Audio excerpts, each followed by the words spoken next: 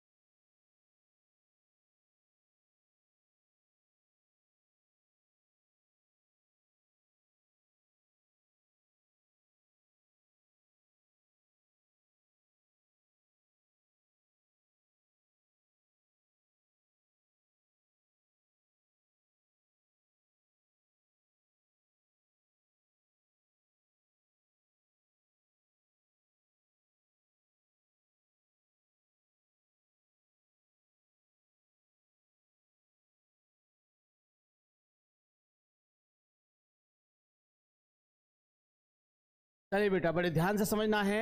First of all क्या करेंगे, first of all बेटा हम जो स्टेंजा है उसको देखेंगे।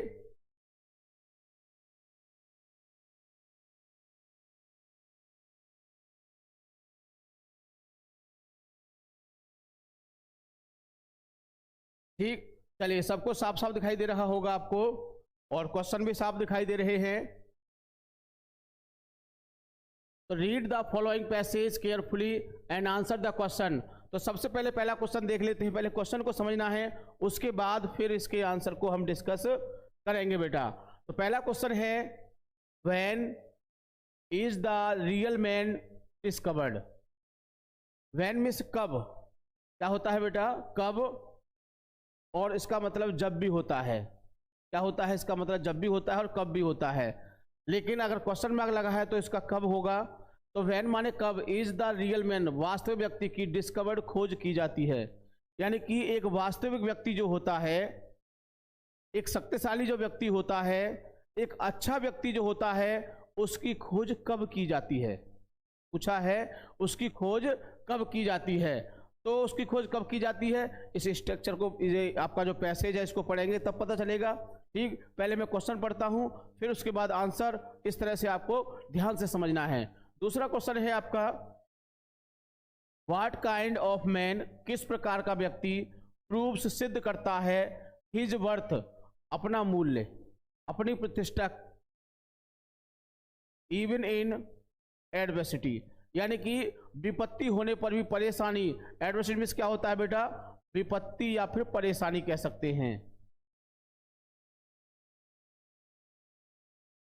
विपत्ति कह सकते हैं या फिर परेशानी कह सकते हैं इसको हम।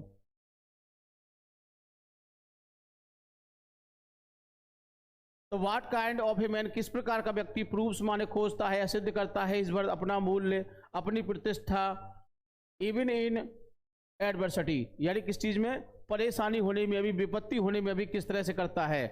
अगला है who can conquer his mission, who माने कौन, कैन में सकता है, कॉन्क्यूर माने जीतना, हिज मिशन माने अपना मिशन जो है, तो कौन व्यक्ति अपने मिशन को जीत सकता है, कौन व्यक्ति अपने मिशन को जीत सकता है, ये बात आई। फिर इसके बाद है आपका अगला, एक्सप्लेन इन योर वर्ड्स, अपने शब्दों में लिखिए, द अंडरलाइन पोर्शन, जो पोर्शन अंडरलाइन हो रहा है उसके बारे में लिखना है आपको, इन द पैसेज, पैसेज में से। ठीक, अगला है बेटा क्वेश्चन आपका, तो 1 2 3 4 चारों प्रश्न तो ये हो, चारों क्वेश्चन तो आपके ये हो चुके हैं बेटा। एक क्वेश्चन के लिए कितना है बेटा, 3 मार्क्स है, फिर 3 ये, 3 ये, फिर 3 इस तरह से। और फिर अगला है आपका 1 2 3, ये तीनों आपके एक ही नंबर के होते हैं, तो 3 3 6 3 9 3 12 3 15, तो कितने नंबर क्वेश्चन होता है बेटा, मैंने बताया था ये क्वेश्चन आपका 15 नंबर का होता है। और कुछ भी नहीं है इस क्वेश्चन में, सिर्फ इस क्वेश्चन को पढ़ना है और आपको समझना है। ये क्वेश्चन आपका किसका है, पढ़ने का और समझने का ही है बस, और कुछ नहीं है इसमें। लेकिन जो आपको पैसेज दिया होगा बेटा, वो अनसीन पैसेज होगा। अनसीन पैसेज का मतलब क्या होता है, ऐसा पैसेज जो कभी आपने देखा ना हो, जिसको पहले कभी भी आपने देखा ना हो, ऐसा पैसेज होता है। तो ये जो टॉपिक है बेटा प्रैक्टिस का है, आप कहे कि सर आपने ये हमको बता दिया है, यही एग्जाम में आ जाएगा, नहीं बेटा ये नहीं आएगा। मैं कहता हूं आपसे ये नहीं आएगा, और जितने भी मैं आपको समझाऊंगा, जितने भी पेपर में दे रखे उनमें से कोई नहीं आएगा, बट अलग से आएगा। लेकिन आपको ये तरीका सीखना है बेटा कि किस तरह से हम इस क्वेश्चन को कर सकते हैं, इस क्वेश्चन को करने में हमें कौन कौन सी परेशानियों का सामना करना पड़ता है, तो उनको कैसे सही किया जा सकता है, ये बातें बेटा हम आपको बताएंगे इसमें आपको। ठीक, तो अगला क्वेश्चन है इसमें, which word in the passage in the opposite selfish, selfish शब्द का क्या लिखना है बेटा, इसमें अपोजिट लिखना है। ठीक, चलिए विच वर्ड अगला है, इन द पैसेज, इस पैसेज में, मीन्स मिजरी, मिजरी जो वर्ड है उसका अर्थ बताइए। मिजरी माने, मिजरी शब्द का जो अर्थ है वो आपको बताना है। और फिर अगला है इसमें आपका, what does the word obstacle mean in the passage, जो ऑब्स्टेकल आपका वर्ड है उसका पैसेज में मीन बताना है। तो ये तीनों शब्द तो ये मान लो आपको बहुत ही अच्छी तरह से आपको इसी में से फाइंड करने हैं कि स्टेंजा में से कैसे इसको हम कर सकते हैं। ठीक, तो बेटा मैंने आपको पहले ये क्वेश्चन बता दिए हैं, अब इस स्टेंजा को पढ़ेंगे और ये शब्द आपके दिमाग में आते जाएंगे। इसमें कुछ शब्दों को इंडिकेट कर लीजिए, जैसे डिस्कवर्ड है, हमने इसको इंडिकेट कर लिया, रियल मैंने इसको इसमें इंडिकेट कर लिया, और क्या है वर्ड है इसमें, प्रूफ्स है इसमें, और इसमें है हु कॉन्कर को कर लिया, मिशन को कर लिया। ठीक, और डी वाला तो अंडरलाइन का है। चलो ठीक, चलो अब ये हमने आपके जो शब्द हैं इनको इंडिकेट कर लिया है, अब हम उस स्टेंजा को पढ़ेंगे बड़े ध्यान से। ठीक है, क्वेश्चन है, सारे क्वेश्चन देख लिए हैं, अब इसको पढ़ लेते हैं एक बार।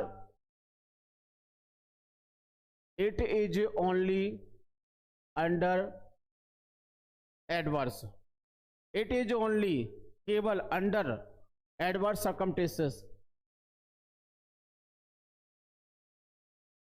दैट द रियल मैन, सभी बच्चों के पास अनसॉल्व पेपर होगा।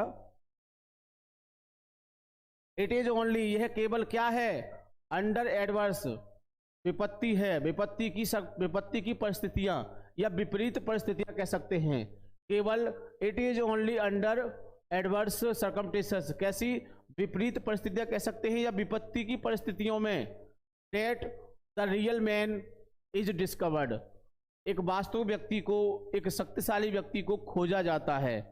तो इसमें पूछा गया है कि वास्तविक व्यक्ति को कब खोजा जाता है, तो जब कोई परेशानी होती है, जब कोई विपत्ति होती है, जब कोई कठिनाई होती है, तभी तो कोई व्यक्ति खोजता है ऐसे व्यक्ति को।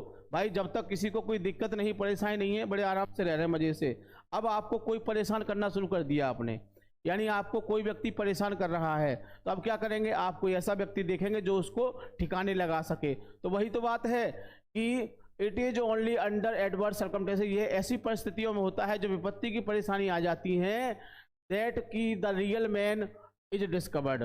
तो क्या करते हैं कि जो एक रियल मैन होता है, एक शक्तिशाली व्यक्ति कह सकते हैं या वास्तविक व्यक्ति कह सकते हैं, उसकी खोज शुरू की जाती है। तो बेटा शब्द भी हमको मिल रहे हैं, देखो रियल मैन मिल गया, डिस्कवर्ड मिल गया, ये रहे आपके, ये रहा रियल मैन आपका यहाँ पर, और ये रहा बेटा आपका डिस्कवर्ड, ये रहा। तो आप सीधा सीधा यहाँ से लेके यहाँ तक का आपका जो आंसर होगा वो पहले क्वेश्चन का आंसर हो जाएगा। और आप कहें कि सर हम तो बनाएंगे इसको, तो बनाइए। आप कैसे बनाओगे, यहां से लोगे the real man is discovered, कहां से लोगे बेटा, the real man is discovered, यानी वास्तविक व्यक्ति को खोजा जाता है, वैन, कब खोजा जाता है, वैन। अब इस वैन को उठा के यहां ले आओगे, कैसे, यहां से the real man is discovered, man, ये इज बेटा आपका यहां आएगा इस मैन के बाद,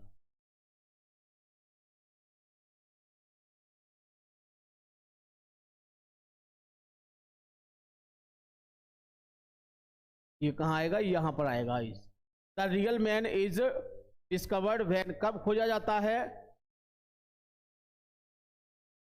अब इसमें यहां से ले लोगे अंडर एडवर्स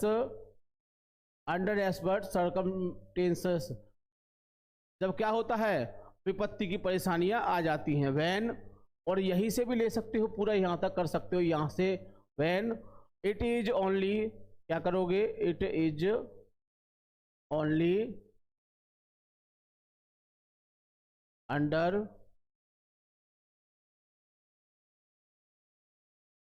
और सर्कमस्टेंसेस, इस तरह से आप बना सकते हो इसको बेटा। ये क्वेश्चन बेस पे बन गया। दूसरा क्वेश्चन देखना है, हाँ जी, दूसरे क्वेश्चन का आंसर, हाँ बिल्कुल बिल्कुल यहीं से हो जाएगा, अंडर से लेकर पूरा यहां तक कर दोगे तो आपका आंसर बिल्कुल करेक्ट आंसर हो जाएगा, जैसा कि एग्जामिनर आपको चाहता है कि ऐसा आंसर होना चाहिए, वो हो जाएगा। ठीक, चलिए दूसरा क्वेश्चन है, व्हाट काइंड ऑफ मैन, तो किस प्रकार के व्यक्ति की, तो यहां से ही जो आपका फर्स्ट समाप्त हुआ है यहां पर, यहीं से बेटा दूसरा समाप्त हो जाएगा। और पढ़ते हैं इसको, ए मैन ऑफ करेक्टर, एक चरित्रवान व्यक्ति, ऑफ नोबल इंटेंशन, जिसकी कैसी हो, नोबल इंटेंशन, जिसके इरादे कैसे हो, नेक इरादे हों, of strong and study physical, और शारीरिक रूप से कैसा हो, बिल्कुल अच्छा हो, एंड वर्च्यू ऑफ सेल्फिशलेस, और उसके गुण कैसे हो, स्वार्थहीन हो, सर्विस, यानी कि उसकी जो सेवा कैसी हो, स्वार्थहीन हो, उसमें कोई स्वार्थ हो, to other proves his worth even in time adversity, यानी कि यहां तक आपका हो जाएगा। ठीक, यहां तक, और बढ़ाना चाहो तो बेटा यहां तक कर सकते हो इसको, और नहीं तो यही छोड़ दीजिए, यही तक आपका बेटर रहेगा। तो यहां से आपने लिया इसको इस तरह से, ये पूरा आपका यहां तक, पूरा कहां तक आ गया आपका, ये प्रूव्स दैट इवन एडवर्सिटी, यहां तक आ गया। ठीक, बताइए, तो ये क्वेश्चन हो गया आपका, दूसरे का आंसर हो गया। और तुम कहो कि सर हम तो इसको बनाएंगे इसको आंसर को, तो क्या करोगे, ये मैन यहां से लोगे, प्रूफ सिद्ध करता है, फिर इसके बाद यहां तक आने के बाद बेटा इसमें बिकॉज लगा दोगे अपनी तरफ से, और बिकॉज के बाद फिर यहीं से शुरू कर दोगे, और लेकिन आप कहां तक लाओगे इसको, यहां तक कर दोगे इसमें। तो इस तरह से आपका ये दूसरा हो जाएगा, क्वेश्चन बेस पर भी हो गया। ठीक,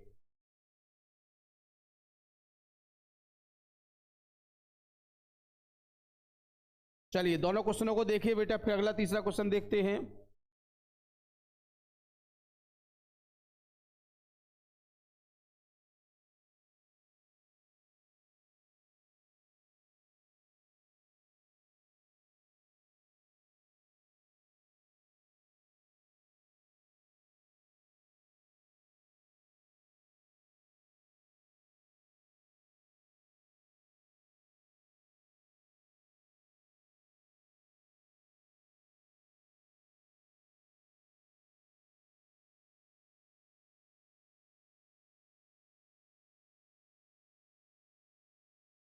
चलिए बेटा, ठीक ठीक, बहुत अच्छे।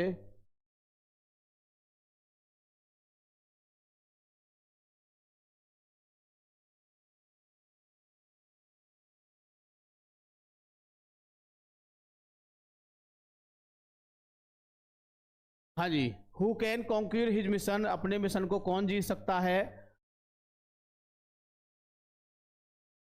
तो बेटा इसका आंसर है कौन जीत सकता है। आगे है ही फेसिस,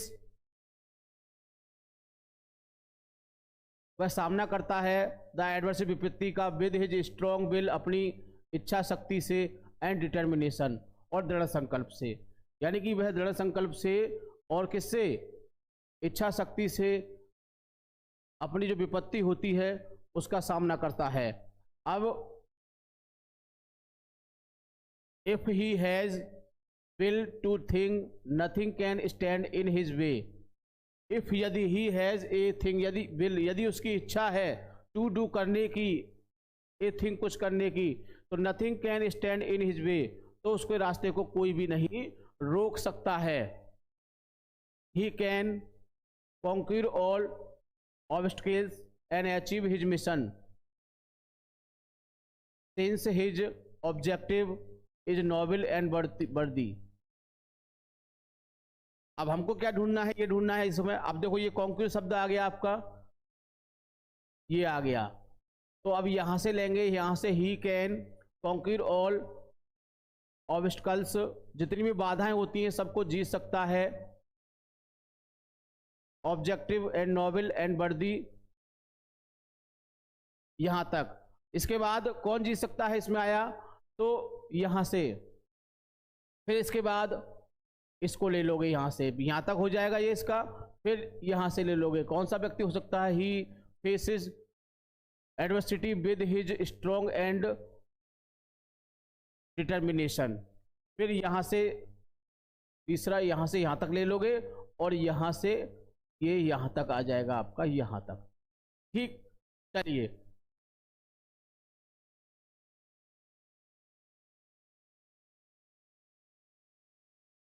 और आपको शॉर्ट में लेना है तो थोड़ा सा बनाना पड़ेगा। हु की जगह आपको क्या लिखना है, इस हु की जगह एक ही शब्द लिखना है, एक दो शब्द,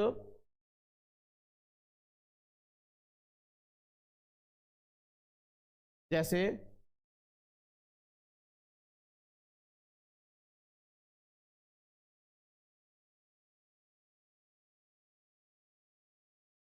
मैं यहां लिख सकता हूं इसको,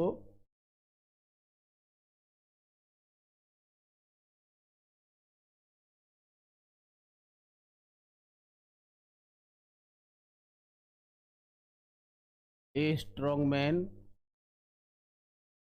a strong and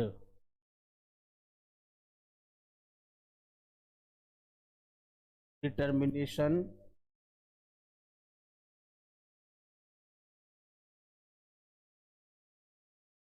person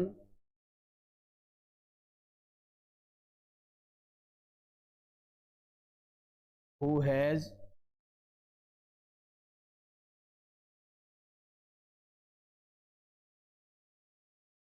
willpower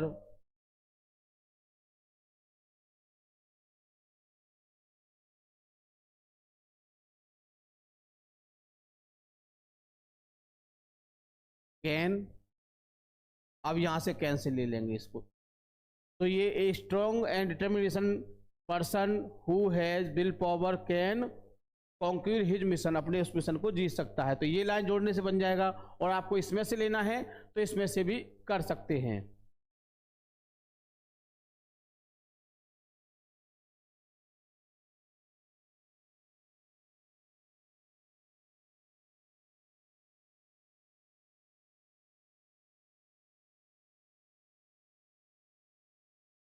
अगला क्वेश्चन है बेटा इसमें,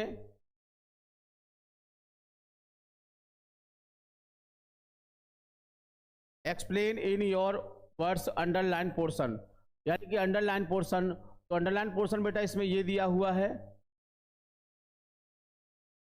the inner man wakes up, यानी कि जो इनर मैन होता है, जिसकी व्यक्ति की अंतरात्मा होती है, उसके बारे में कहा है कि वो जाग जाती हैं, अंतरात्माएं जाग जाती हैं।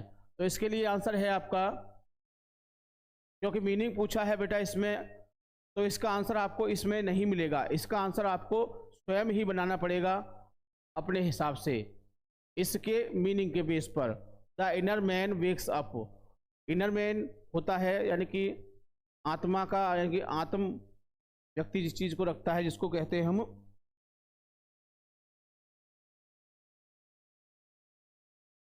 अंतरात्मा। बेटा क्या होता है? अंतरात्मा। तो अंतरात्मा वेक्स अप, हमारी अंतरात्मा जागती हैं। अब इसको हम किस तरह से कहेंगे? तो बहुत ही आसानी से इसको आप एक शब्द में, एक लाइन में कह सकते हैं कि hard time bright bring out, यहां लिख देते हैं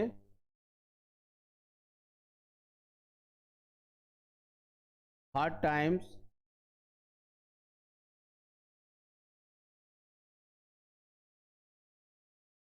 ब्रिंग आउट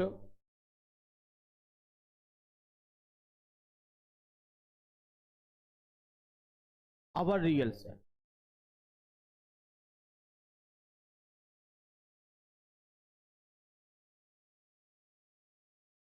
यानी कि अंतरात्मा कब जागती हैं? जब कोई कठिन परिस्थितियां आती हैं।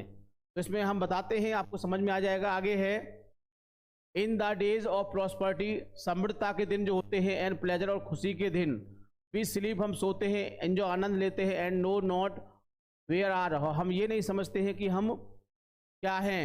बट इन एडवर्सिटी, विपत्ति में, the inner man wakes up, यानी कि विपत्ति जो होती है, परेशानी जो होती है, तो क्या होता है? अंतरात्मा जाग जाती हैं, अंतरात्मा जाग जाती हैं। तो कह सकते हैं कि अवर सोल, ये तो हो गया इसका। अब इसका स्वयं बना सकते हो, our soul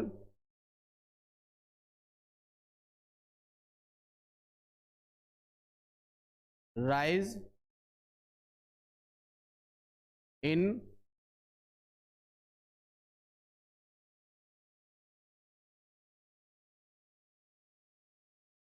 our souls rise in, हमारी जो अंतरात्मा है वो जाग जाती है इन, कब जागती है बेटा?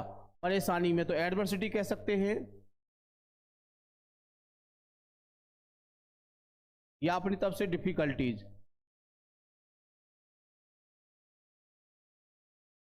अवर सोल्स राइज इन डिफिकल्टीज। तो हमारी जो आत्माएं होती हैं, अंतरात्मा कब जागती हैं बेटा? परेशानी के समय जागती हैं।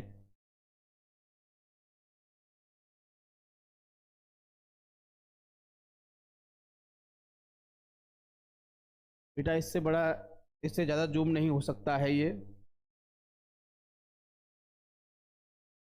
ठीक, चलिए अगला है बेटा, एक बार इन चारों क्वेश्चनों को देख लीजिए, तो फिर मैं आपके पांचवें जो तीनों हैं उनको डिस्कस करूंगा बेटा। हाँ, एक बार देख लीजिए।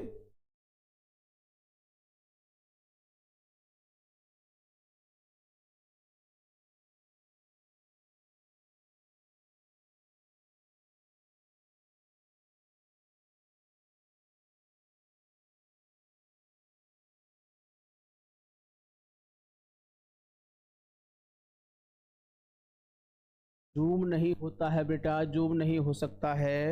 आपके पास पेपर होगा इसका, यानी कि सभी बच्चे जो अनसोल्ड है उसको ले ले, उससे आपको दिख नहीं रहा है।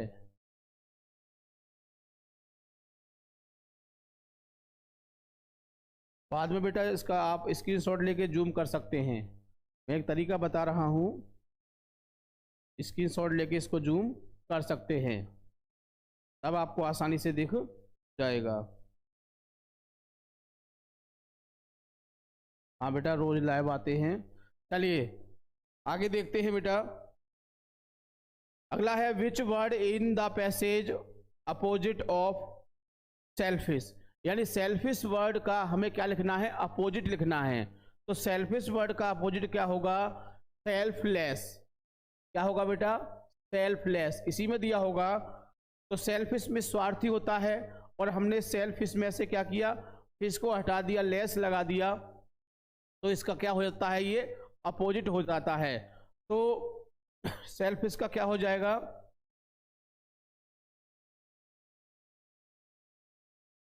सेल्फलेस। इसमें भी दिया है बेटा, तो आंसर हो जाएगा ई, यानी कि ई नंबर का आंसर है आपका ये ई। इसके बाद है which word in the means misery. Misery कष्ट, परेशानी, बाधा, क्या होता है? मिजरी जो होती है बेटा, कष्ट, परेशानी, बाधा, इसको बोलते हैं मिजरी।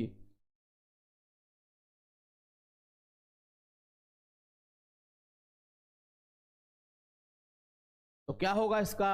सभी को पता है, एक नहीं कई जगह दिया हुआ है बेटा ये शब्द आपका, इसको कहते हैं हम एडवर्सिटी। मिजरी, परेशानी, कष्ट, विपत्ति, तो क्या हो जाएगा इसका? एडवर्सिटी हो जाएगा। तो मैं इसी के आगे लिख देता हूं इसको,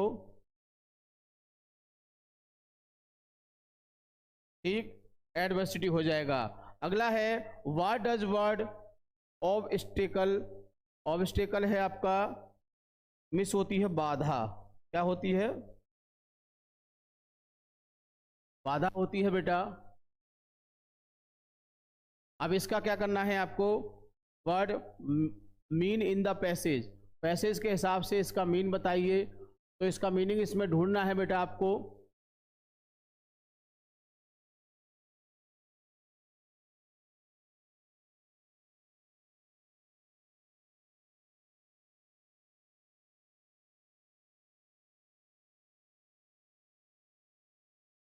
तो इसका मीनिंग होता है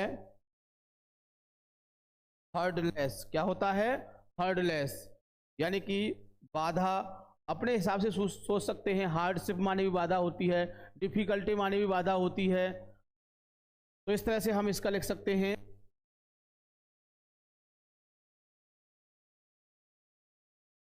हर्डलेस।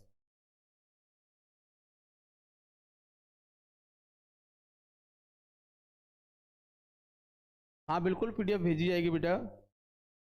चलिए, तो बेटा ये सारे क्वेश्चन इसके हो चुके हैं, और देखो बहुत ही आसानी से आपने आपने इनको समझ लिया होगा, और एग्जाम में आपको इसी तरह से करने हैं। मैंने आपको दोनों तरीके बता दिए हैं कि पहला तरीका क्या होता है कि आप इन क्वेश्चनों को पढ़ोगे, क्वेश्चनों को पढ़ने के बाद फिर स्टैंजा को पढ़ोगे, इनके शब्दों को इंडिकेट कर लोगे, जैसे रियल मैन, डिस्कवर, डिस्कवर्ड है आपका, फिर इसमें वर्द है, प्रूव है, इन शब्दों को इंडिकेट कर लोगे, इसमें मिशन है, कॉन्क्यूर है, फिर इसको इसको पढ़ोगे तुम।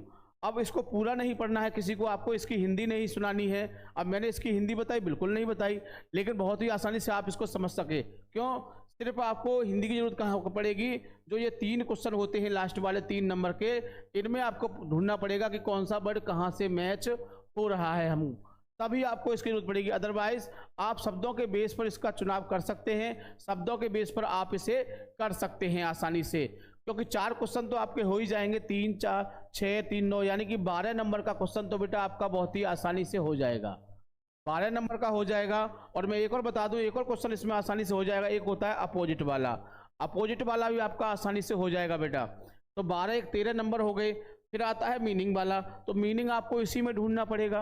अगर आपको इसमें नहीं मिल रहा है, मेरी बात ध्यान समझो, अगर मीनिंग नहीं मिल रहा है और आप उसका मीनिंग जानते हैं पहले से ही, तो आप उसे भी लिख सकते हैं, ठीक। जैसे कि ऑब्स्टिकल क्या है, इसका है हार्डलेस होता है, हार्डशिप होता है, बाधा, परेशानी, हिंड्रेंस होता है, परेशानी क्या होती है, हिंड्रेंस। तो वो शब्द आपको नहीं मिल रहा है इसमें, तो आप स्वयं अपने हिसाब से उसका लिख सकते हैं। तो इस तरह से मेरे हिसाब से आपके बेटा इसमें 12 से 13 नंबर बहुत ही आसानी से आ सकते हैं, आप गेन कर सकते हो, आपको कोई भी दिक्कत नहीं होगी। अब एक बार मुझे बता दीजिए कि ये क्वेश्चन आपका क्लियर है, तो बेटा फिर आगे चलते हैं।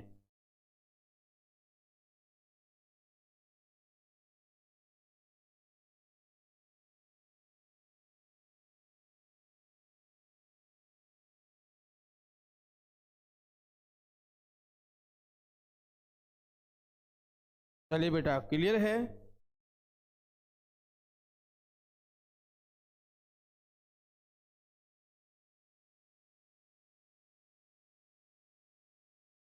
ठीक, चलिए बेटा अगला क्वेश्चन देखते हैं।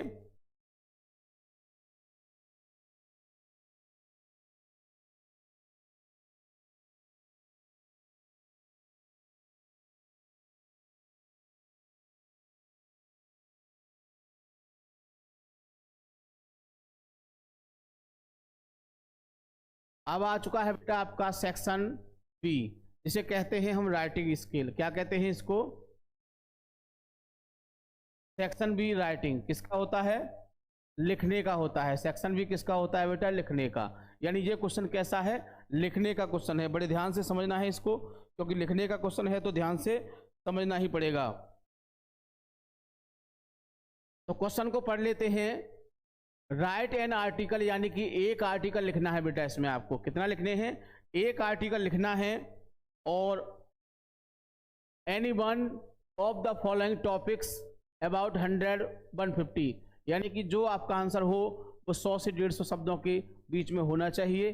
और आपको बेटा 3 टॉपिक दिए होंगे। इसमें कितने टॉपिक दिए होंगे? 3 टॉपिक दिए होंगे। और बेटा हम आपको इम्पोर्टेंट जो हमने आर्टिकल हैं वो हम आपको करा चुके हैं, आप उनको याद कर रहे होंगे। और इसमें जो है इनको भी यदि आपकी इच्छा है तो आप कहीं से कैसे भी याद कर सकते हैं, लेकिन जो हमने आपको कराए हैं उसमें से आपको बेटा एक आर्टिकल 100% मिल जाएगा।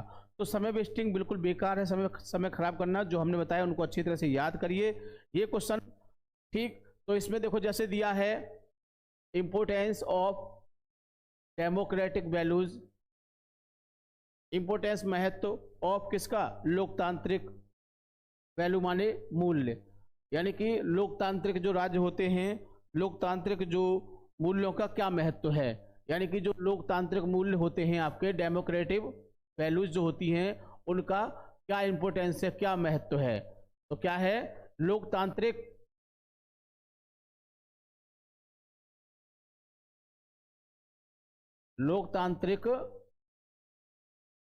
मूल्यों का महत्व। किसका बेटा? लोकतांत्रिक मूल्यों का महत्व।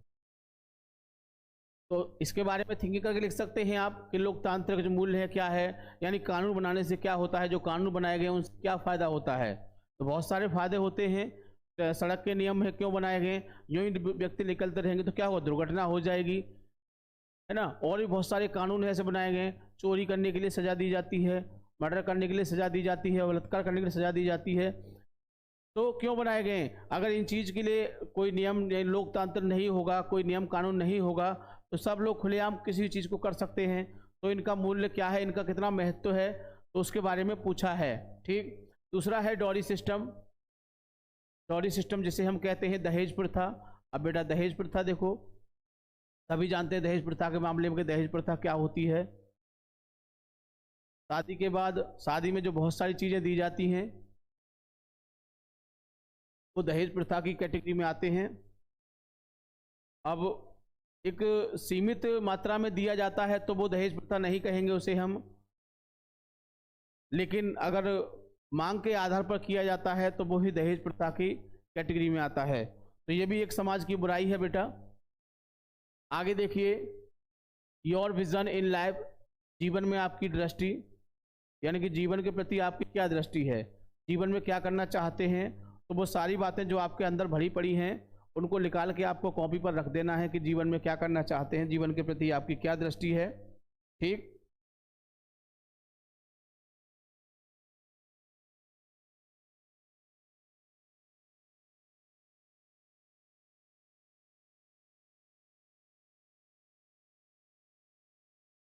ठीक, चलिए बेटा अगला है, अगला क्वेश्चन इसी में आता है बेटा, ये 10 मार्क्स का आता है, लिखा हुआ है सामने देखो। दूसरा है write a letter to the editor, संपादक के लिए एक पत्र लिखिए, नेशनल डेली जो अखबार का नाम है, शोइंग दिखाते हुए योर कंसर्न, अपनी चिंता, over high rise in water tax, यानी पानी का जो वाटर टैक्स यानी पानी का जो टैक्स है, पानी का जो कर है बहुत ज़्यादा बढ़ रहा है। पहले पानी का पैसे कम आते थे, अब ज़्यादा पानी के पैसे आ रहे हैं। तो वाटर टैक्स के ऊपर आपको लिखना है।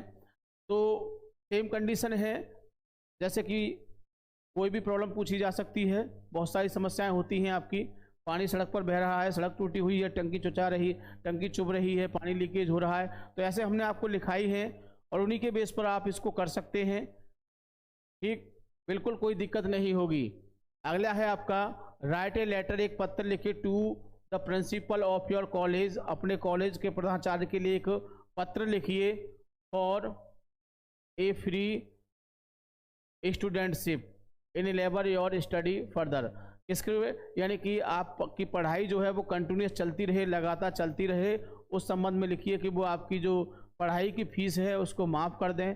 यानी कहा जाए तो सिंपल सी बात है, फीस माफ़ी के लिए है कि बच्चा नहीं तो वो आगे पढ़ नहीं पाएगा, उसकी पारिवारिक स्थिति अच्छी नहीं है, बहुत सारी बातें हैं, तो सब कुछ इसमें लिखना है।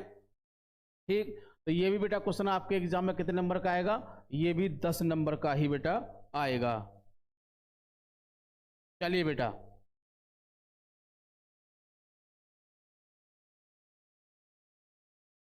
ठीक ठीक।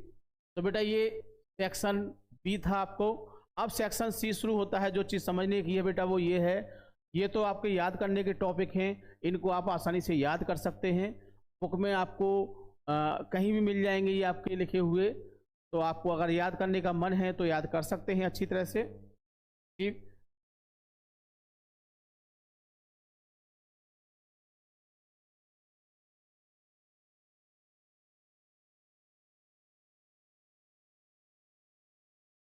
नहीं बेटा, ऑप्शन में नहीं आते हैं, दोनों क्वेश्चन अलग अलग आते हैं। 10 नंबर का आर्टिकल आएगा और 10 नंबर का बेटा आपका लेटर आएगा। इसमें दोनों ही क्वेश्चन अलग अलग आएंगे आपके। ठीक, चलो क्लियर है। चलो बेटा अब चलते हैं सेक्शन सी, जिसको ध्यान से समझना है। ये चीज़ बेटा समझने की होती है। ठीक, आर्टिकल हम आपको लिखा चुके हैं और आपको इनमें से याद करना है, तो आपको मॉडल पेपर में सब मिल जाएंगे। नहीं होंगे तो बेटा इनके हम आपको PDF के माध्यम से इनको हम भेज देंगे, तो आप इनको अच्छी तरह से देख लेना। चलिए, सेक्शन सी जिसे लिखा हुआ है ग्रामर। अब सेक्शन सी में बेटा ग्रामर आती है, और टोटल ग्रामर मैंने बताया था कितने नंबर की आती है? 25 नंबर की आती है बेटा ग्रामर, यानी कि 25 मार्क्स की ग्रामर आती है। 15 नंबर का पेपर हमने पहले डिस्कस कर दिया बेटा आपका, 20 नंबर का वो डिस्कस कर दिया। अब 25 का ये डिस्कस करने जा रहे हैं, तो कितना हो जाएगा? 30 40 20 50, कितने का हो जाएगा बेटा? 15 नंबर का वो कर दिया, 20 का ये हो गया, और 25 का अब होने जा रहा है, तो ये हो गया आपका 30 40 20 60, कितना हो जाएगा बेटा? 60 नंबर का पेपर हम आज आपका डिस्कस कर देंगे कम से कम बेटा। कितना?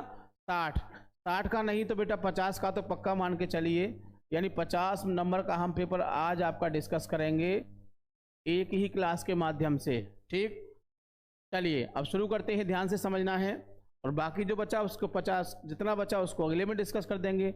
यानी मेरे हिसाब से देखा जाए तो एक पेपर को करने में बेटा 2 क्लास होंगी आपकी, सिर्फ 2 क्लास में आपका एक पेपर समाप्त हो जाएगा। ठीक, चलिए अब शुरू करते हैं। Choose the correct option, answer the following question. Choose the correct answer, यानी कि आपको सही उत्तर चुनना है बेटा इसका। To answer the following question, प्रश्नों के उत्तर देने के लिए। तो कितने प्रश्न है? 5 प्रश्न है, प्रत्येक के लिए कितने? 2 नंबर है, तो कितना हो गया? ये 10 नंबर का हो गया बेटा। यानी इसके अंदर आपको कितने? 5 क्वेश्चन हैं, 5 क्वेश्चनों में 10 नंबर हैं। पहला क्वेश्चन देखते हैं, the country ruled by a king. Country माने देश, कंट्री माने क्या होता है? देश। रूल्ड शासन किया जाता है, बाई ए किंग एक राजा के द्वारा। यानी एक देश जहां पर एक राजा के द्वारा शासन किया जाता है उसे क्या कहते हैं? तो उसको कहते हैं बेटा राजतंत्र। क्या कहते हैं उसको? उसको राजतंत्र कहते हैं, जिसको कहते हैं इंग्लिश में मोनार्ची। क्या बोलते हैं उसको? मोनार्ची बोलते हैं, जिसको कहा जाता है राजतंत्र। और डेमोक्रेसी होता है बेटा प्रजातंत्र। क्या होता है? प्रजातंत्र। यानी यहाँ पर जनता का शासन होता है। किसका होता है? यहाँ बेटा होता है जनता का, और यहाँ होता है बेटा राजा का शासन। तो यहाँ पर किसकी बात आई है? राजा की बात आई है। तो राजा की बात आई है तो राजा वाली बात सही होगी। ठीक, और ज़्यादा किसी को पढ़ेंगे नहीं, 2 पढ़ दिए हमने आपको, और ज़्यादा भीतर घुसोगे तो हो सकता है कि गड़बड़ सड़बड़ हो जाए मामला। इसीलिए आपको सही उत्तर को ही दिमाग में रखना है, क्योंकि कभी कभी क्या होता है बेटा, सही उत्तर याद करने से एक और फायदा मिलता है आपको। सही उत्तर याद करने से एक फायदा ये मिलता है कि इसका मतलब समझ लिया आपने और इसका मतलब समझ लिया। इसका मतलब आपको पता ही नहीं है, इसका मतलब भी आपको पता नहीं है, और इसका मतलब भी पता नहीं है। इसका मतलब पता है, तो हमारा आंसर यही होगा इसका। ठीक, मेरी बात समझे? यानी कि जब आपको सही उत्तर नहीं मिल रहा है तो क्या करोगे? गलत उत्तर ढूंढोगे, नहीं ढूंढोगे? तो क्या होगा? मोनार्ची में क्या होता है? राजतंत्र में लिख देता हूं, राजतंत्र, राजतंत्र होता है बेटा इसका मतलब। तो ये रॉन्ग, ये भी रॉन्ग और ये भी रॉन्ग, और ये हो जाएगा आपका राइट। ठीक, चलिए बेटा।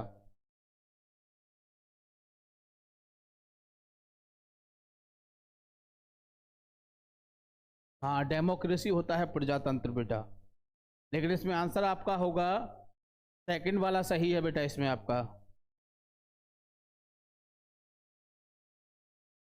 चलिए दूसरा देखते हैं। The phrase at a stretch means, क्या पूछा है बेटा इसमें? स्ट्रेच मीन्स बताइए। एट ए स्ट्रेच यानी कि एक फ्रेज है आपको, और इसका मतलब क्या होता है?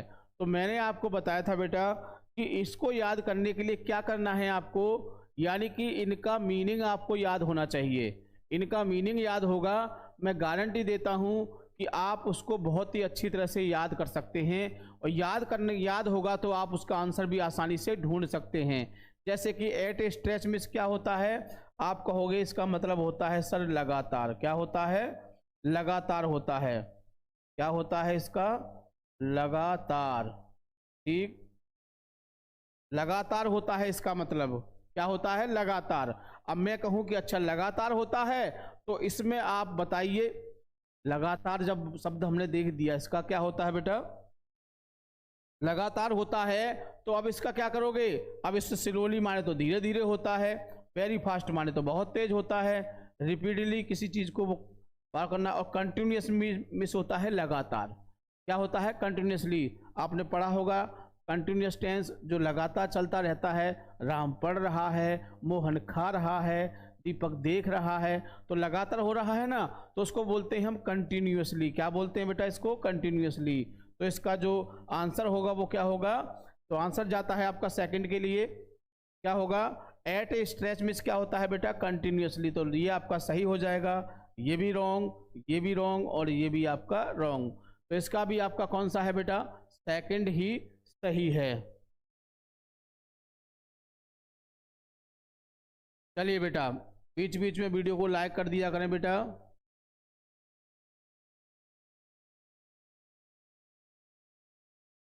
चलिए अगला देख लेते हैं। द सिनोनियम्स ऑफ लाउडेबल इज, यानी लाउडेबल का सिनोनियम्स क्या होगा? तो इसका मतलब होता है प्रशंसनीय। क्या होता है बेटा? लाउडेबल का मतलब क्या होता है? प्रशंसनीय, यानी ऐसा व्यक्ति जिसकी प्रशंसा की जाती है, प्रशंसनीय होता है। अब प्रशंसा करने वाला तो डिसेबल तो हो नहीं सकता, इस माने उल्टा होता है।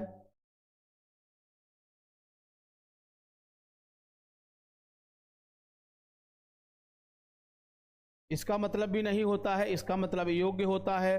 वर्दी, प्रशंसनीय, योग्य क्या होगा? प्रेज। प्रेज मीन्स क्या होती है? प्रशंसा होती है। सभी जानते हैं प्रेज मीन्स क्या होता है। सभी जानते हैं प्रेज मीन्स क्या होता है। प्रेज माने होती है प्रशंसा, और वर्दी माने योग्य, यानी प्रशंसा के योग्य। तो क्या हो जाएगा आपका? ये पहला वाला सही है। तो आपका राइट आंसर कौन सा होगा बेटा इसमें? आपका पहला हो जाएगा राइट आंसर।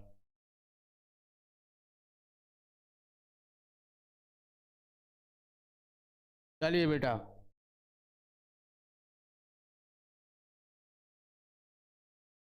हाँ जी।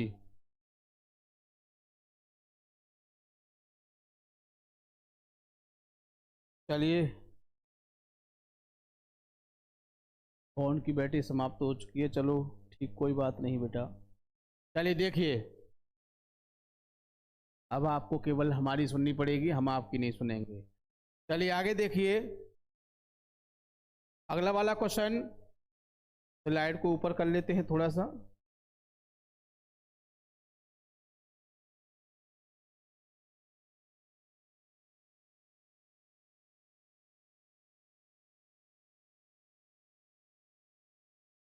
ठीक, चलिए यहाँ तक आपका डिस्कस करेंगे, इसके बाद फिर अगले पार्ट में डिस्कस करेंगे। बड़े ध्यान से समझना है, ठीक है?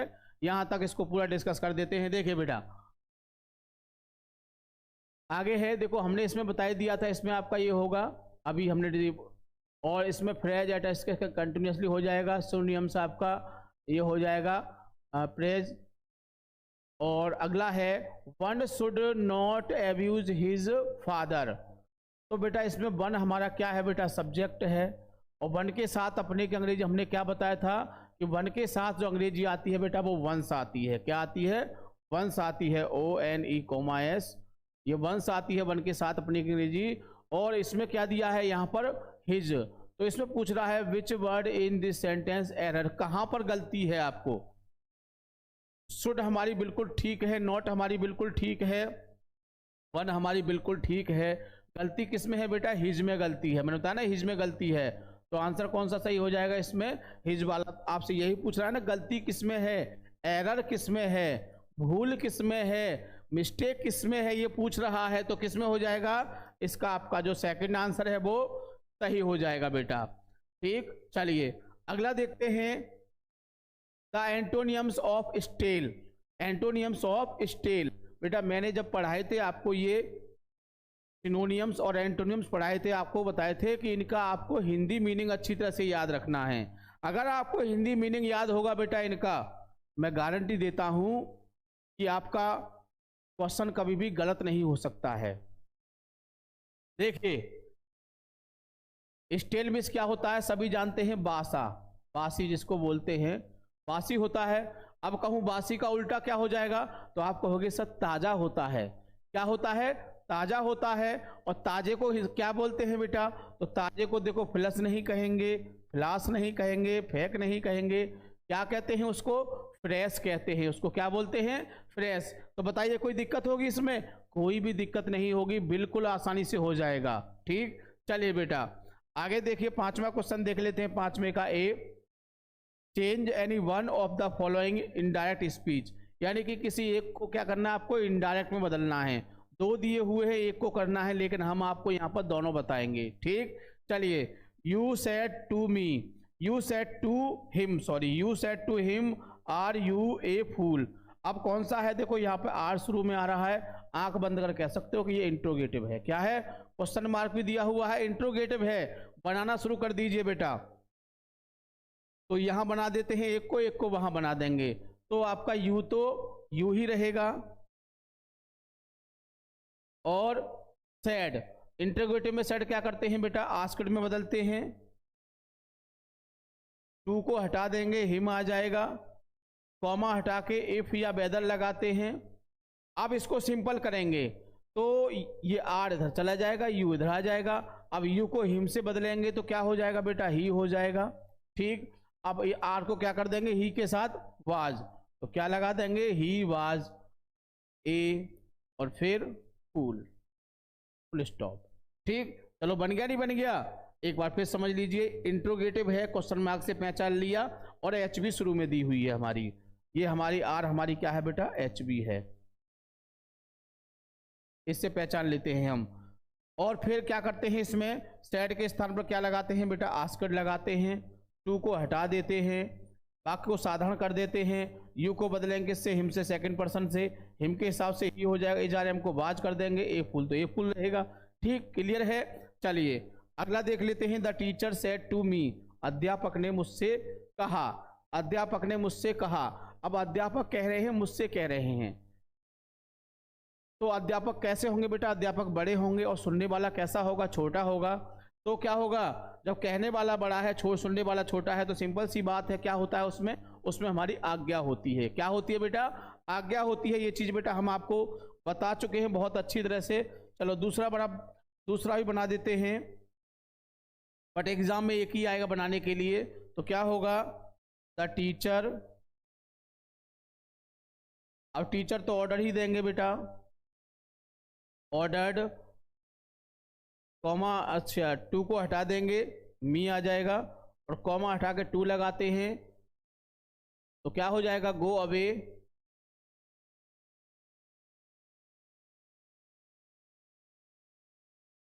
गो अवे एट वंस। ठीक, अब दोनों बेटा बना दिए हैं। अब यहां तक हमने आपका डिस्कस कर दिया है, यानी मैंने अभी आपको बताया था, एक बार फिर बता देता हूं कि 15 मार्क्स का बेटा हमने रीडिंग का सेक्शन किया। 1 घंटे में कितना किया, ध्यान रखना बेटा, और 20 मार्क्स का हमने राइटिंग का किया। और चलो कितना ले लिया इसमें से, 10 ले लीजिए, चलो 10 ले लिया हमने। 10 का बेटा हमने ये कर दिया, आपका ग्रामर से कर दिया। तो 30 10 20 30 और 30 10 40 यानी कि 45 मार्क्स का बेटा हम आपको अब तक डिस्कस कर चुके हैं। यानी कि 45 नंबर का हमने पेपर आपको डिस्कस कर दिया है। 50 का भी मान सकते हो, 2 4 6 8 10 12 14 है ना। चलो कोई बात नहीं, मैंने 10 मान लिया है, ठीक है। तो बेटा हमने आपको आज, काफ़ी समय से आप इस चीज़ के लिए कह रहे थे कि सर P/P को शुरू कीजिए, तो बेटा आज हमने इस टॉपिक को शुरू कर दिया है। और इसको आपको ज़्यादा से ज़्यादा देखना है, क्योंकि एग्ज़ाम में जो आते हैं क्वेश्चन इसी तरह के आते हैं। जब आप इसको अच्छी तरह से प्रैक्टिस कर लोगे तो आसानी से कर सकते हैं। और जो पहला क्वेश्चन था जो मैंने समझाया था आपको सेक्शन ए का, यानी कि जो रीडिंग का जो क्वेश्चन था, जो पैसेज वाला, उसको तो आपको बहुत ही अच्छी तरह समझना है बेटा, बहुत ही बढ़िया तरह समझना है। क्योंकि 15 नंबर बहुत होते हैं और 15 में से कम 12-13 नहीं आए तो बेकार है। मान लीजिए कम से कम 13-14 नंबर आपके आने चाहिए उसमें, जिससे कि आपका स्कोर बहुत अच्छा हो सके, ठीक है। तो बेटा मेरी बात समझ गए होंगे। और साथ साथ वीडियो को लाइक या शेयर करना नहीं भूलना है। और जो बच्चे चैनल पर नए हैं वो चैनल को सब्सक्राइब कर लें, बेल आइकन प्रेस कर लें, ताकि आगे आने वाली वीडियो का नोटिफिकेशन आपको आसानी से प्राप्त हो सके, ठीक है बेटा। Thank you. जय हिंद, जय भारत।